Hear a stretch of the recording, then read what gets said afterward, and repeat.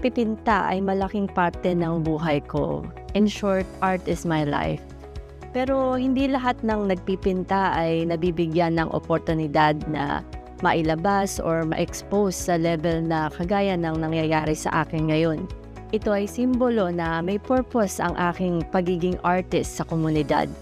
Since ang mariposa or butterfly ay nag-umpisang mabuo sa cocoon, isa lamang ito sa mga examples na ang buhay ay umiikot sa ganitong rhythm or sistema. Kapag nakalabas na sa cocoon ang paru-paro, kailangan na nitong matutong lumipad at matutunang mamuhay hanggang sa makapag-reproduce ulit ng panibagong buhay at dumami. Ang pagsasayaw sa bulaklak ay pag-ayon sa mga pagsubok at kaganapan natin sa buhay. Ang mariposa ay istorya ng aking kabataan.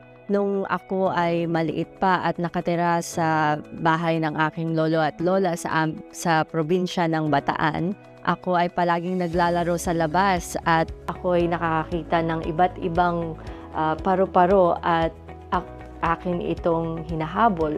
Especially yung malaking paru-paro na mariposa na hindi ko makakalimutan.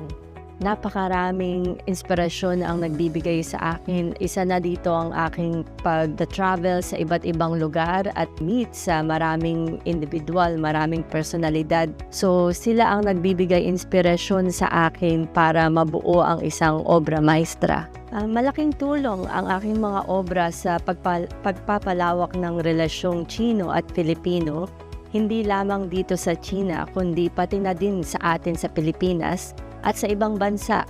Unang-una, nakikilala ang galing at pagkamalikhain ng mga Pilipino at ito rin din naman ang nagiging inspirasyon sa mga banyaga. In fact, madami ng mga foreign artists ang sumusunod sa aking yapak dito sa Beijing.